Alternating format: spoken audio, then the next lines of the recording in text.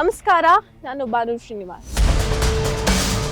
ದಕ್ಷಿಣ ಭಾರತದ ರಾಜಕೀಯದಲ್ಲಿ ಈಗ ಹೊಸದೊಂದು ಮನ್ವಂತರ ಶುರುವಾಗಿದೆ. 2026ರ ತಮಿಳುನಾಡು ವಿಧಾನಸಭಾ ಚುನಾವಣೆಯಲ್ಲಿ ಇಡೀ ದೇಶವೇ ಅಚ್ಚರಿಪಡಿಸುವಂತಹ ಫಲಿತಾಂಶ ಈಗಾಗಲೇ ಹೊರಬಿದ್ದಿದೆ. ಸಿನಿಮಾ ಸ್ಟಾರ್ ದಳಪತಿ ವಿಜಯ್ ನೇತೃತ್ವದ ಟಿವಿಕೆ ಪಕ್ಷ ರಾಜಕೀಯಕ್ಕೆ ಬಂದ 2 ವರ್ಷಗಳಲ್ಲಿ ದ್ರಾವಿಡ ಕೋಟೆಗಳನ್ನ ನಡುಗಿಸಿದೆ. ಬರೋಬ್ಬರಿ 100ಕ್ಕೂ ಹೆಚ್ಚು ಕ್ಷೇತ್ರಗಳಲ್ಲಿ ಜಯಭೇರಿ ಬಾರಿಸುವ ಮೂಲಕ ವಿಜಯ್ ಸೃಷ್ಟಿಸುವ ಸಂಚಲನ ಈಗ ಪಕ್ಕದಲ್ಲೇ ಇರೋ ನಮ್ಮ ಕರ್ನಾಟಕದಲ್ಲೂ ಕೂಡ ಭಾರಿ ಚರ್ಚೆಯನ್ನ ಮಾಡ್ತಾ ಇದೆ. ಅಷ್ಟೇ ಅಲ್ಲದೆ ಕರ್ನಾಟಕದ ಜನ ಕೂಡ ಈಗ ಕೇಳ್ತಿರೋದು ಒಂದೇ ಪ್ರಶ್ನೆ: ತಮಿಳುನಾಡಿಗೆ ದಳಪತಿ ವಿಜಯ್ ಆಗದಂತೆ ನಮ್ಮ ಕರ್ನಾಟಕಕ್ಕೆ ದುನಿಯಾ ವಿಜಯ್ ಆಗ್ಬೋದಾ? ಸ್ಯಾಂಡಲ್ವುಡ್ನ ಸಲಗ ರಾಜಕೀಯಕ್ಕೆ ಎಂಟ್ರಿ ಕೊಡ್ತಾರಾ? ಈ ಬಗ್ಗೆ ಸ್ವತಃ ದುನಿಯಾ ವಿಜಯ್ ಅವರೇ ಉತ್ತರವನ್ನ ಕೊಟ್ಟಿರೋ ಅಂತ ವಿಡಿಯೋ ಈಗ ಸಾಮಾಜಿಕ ಜಾಲತಾಣದಲ್ಲಿ ಭಾರಿ ವೈರಲ್ ಆಗ್ತಾ ಇದೆ. ಹೌದು, ತಮಿಳುನಾಡಿನಲ್ಲಿ 5 ದಶಕಗಳ ಕಾಲ ಆಳ್ವಿಕೆ ನಡೆಸಿದ್ದ ಡಿಎಂಕೆ ಮತ್ತು ಎಐಎಡಿಎಂಕೆಯ ಆಧಿಪತ್ಯಕ್ಕೆ ದಳಪತಿ ವಿಜಯ್ ಅವರು ಬ್ರೇಕ್ ಹಾಕಿದ್ದಾರೆ.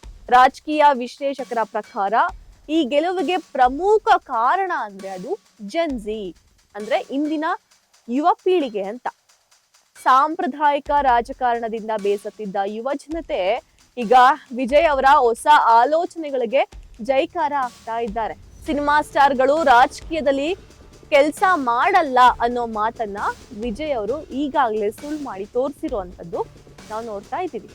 ಇತ್ತ ಕರ್ನಾಟಕದಲ್ಲಿ ಮಾಧ್ಯಮದವರು ದುನಿಯಾ ವಿಜಯ್ ಅವರನ್ನ ಕಂಡಾಗ ಇದೇ ಪ್ರಶ್ನೆಯನ್ನ ಮುಂದಿಟ್ಟು ತಮಿಳುನಾಡು ಫಲಿತಾಂಶದ ಬಗ್ಗೆ ಮಾತನಾಡಿದ ವಿಜಯ್ ತುಂಬಾನೇ ಸಂತೋಷವನ್ನ ವ್ಯಕ್ತಪಡಿಸಿದ್ರು. ಅದಕ್ಕೆ ಅವರು ಕೊಟ್ಟ ಕಾರಣ ಅಚ್ಚರಿ ಮೂಡಿಸುವಂತಿತ್ತು. ತಮಿಳುನಾಡಿನಲ್ಲಿ ವಿಜಯ್ ಗೆದ್ದಿರೋದು ನನಗೆ ಬಹಳ ಸಂತೋಷ ಕೊಟ್ಟಿದೆ, ಯಾಕಂದ್ರೆ ಮೊದಲನೇದಾಗಿ ಅದು ನನ್ನ ಹೆಸರು. ತಮಿಳಿನಲ್ಲಿ ಒಬ್ಬ ವಿಜಯ್ ಈಗಾಗ್ಲೇ ಗೆದ್ದಿರೋ ಅಂತದ್ದು, ಕರ್ನಾಟಕದಲ್ಲಿ ಒಬ್ಬ ವಿಜಯ್ ಕೂಡ ಇದ್ದಾರೆ ಅಂತ ತಮಾಷೆಯಾಗಿ ಹೇಳ್ತಾನೆ ಗಂಭೀರ ವಿಷಯದ ಬಗ್ಗೆ ಸಲಗ ಮಾತನಾಡುತ್ತೆ. ಇಡೀ ತಮಿಳುನಾಡಿನ ಜನತೆ ತೆಗೆದುಕೊಂಡಿರುವ ನಿರ್ಧಾರ ಇದೆಯಲ್ಲ, ಅದು ಗ್ರೇಟ್. ಇಂತಹ ಬದಲಾವಣೆ ಎಲ್ಲಾ ರಾಜ್ಯಗಳಲ್ಲೂ ಆಗಬೇಕು. ಮುಖ್ಯವಾಗಿ ಜೆನ್ಜಿಗಳು ಇವತ್ತು ತೆಗೆದುಕೊಳ್ಳುವ ನಿರ್ಧಾರಕ್ಕೆ ಜೈ ಅನ್ನಲೇಬೇಕು.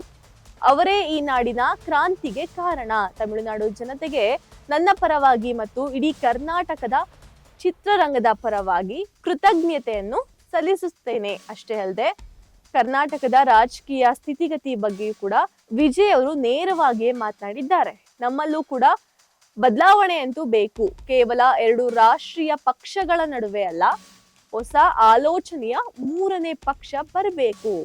ಆಗಷ್ಟೇ ನಮ್ಮ ಕರ್ನಾಟಕದ ಜನರಿಗೆ ಒಳ್ಳೇದಾಗಲು ಸಾಧ್ಯ ಅನ್ನೋದು ವಿಜಯ್ ಅವರ ವಾದ. ಇನ್ನು ಕರ್ನಾಟಕದ ಯುವಕರು ಕೂಡ ಈಗ ರಾಜಕೀಯದತ್ತ ಹೆಚ್ಚಿನ ಗಮನ ಹರಿಸ್ತಾ ಇದ್ದಾರೆ. ಅವರು ಖಂಡಿತ ಒಂದು ಕ್ರಾಂತಿಯನ್ನ ಮಾಡ್ತಾರೆ ಅನ್ನೋ ನಂಬಿಕೆಯನ್ನ ದುನಿಯಾ ವಿಜಯ್ ಅವರು ವ್ಯಕ್ತಪಡಿಸಿದ್ದಾರೆ. ಎಲ್ಲ ಸರಿ, ಹಾಗಾದ್ರೆ ದುನಿಯಾ ವಿಜಯ್ ಅವರು ರಾಜಕೀಯಕ್ಕೆ ಬರ್ತಾರಾ? ತಮಿಳುನಾಡಿನ ದಳಪತಿ ವಿಜಯ್ ಹಾಕಿಕೊಟ್ಟ ದಾರಿಯಲ್ಲಿ ಸಾಕ್ತಾರಾ? ಈ ಪ್ರಶ್ನೆಗೆ ವಿಜಯ್ ಅವರು ಬಹಳ ಜಾಣ್ಮೆಯಾಗಿ ಉತ್ತರವನ್ನ ನೀಡಿದ್ದಾರೆ. ನನಗೆ ರಾಜಕೀಯಕ್ಕಿಂತ ಬದಲಾವಣೆ ಆಗೋದು ಬಹಳ ಮುಖ್ಯ. ಸದ್ಯಕ್ಕೆ ರಾಜಕೀಯಕ್ಕೆ ಬರೋದರ ಬಗ್ಗೆ ಏನು ಹೇಳಲ್ಲ, ಟೈಮ್ ಬರ್ಲಿ ಎಲ್ಲವನ್ನ ಹೇಳ್ತೀನಿ ಅಂತ ಹೇಳಿದ್ದಾರೆ. ಅಂದ್ರೆ ಮುಂದಿನ ದಿನಗಳಲ್ಲಿ ಸಲಗ ರಾಜಕೀಯಕ್ಕೆ ಅಖಾಡವನ್ನ ಹಿಡ್ತಾರಾ? ಅದನ್ನ ನಾವು ನೋಡ್ಬೇಕಾಗಿದೆ. ಸದ್ಯಕ್ಕಂತೂ ತಮಿಳುನಾಡಿನ ಚುನಾವಣೆ ಇಡೀ ದಕ್ಷಿಣ ಭಾರತದ ಚಿತ್ರನಟರಲ್ಲಿ ಹೊಸ ಆಸೆಯನ್ನ ಚಿಗುರಿಸಿದೆ. ವಿಜಯ್ ಅವರ ಈ ಐತಿಹಾಸಿಕ ಗೆಲುವು ಕರ್ನಾಟಕದ ಸ್ಟಾರ್ ನಟರನ್ನ ರಾಜಕೀಯದತ್ತ ಸೆಳೆಯುತ್ತಾ? ದುನಿಯಾ ವಿಜಯ್ ಅವರು ಈ ಟೈಮ್ ಬರ್ಲಿ ಅಂತ ಹೇಳಿರೋ ಮಾತಿನ ಅರ್ಥ ಆದ್ರೂ ಏನು? ಇದ್ರ ಬಗ್ಗೆ ನಿಮ್ಗೆ ಏನ್ ಅನ್ಸುತ್ತೆ? ದಯವಿಟ್ಟು ಕಮೆಂಟ್ ಮಾಡಿ ತಿಳಿಸಿ.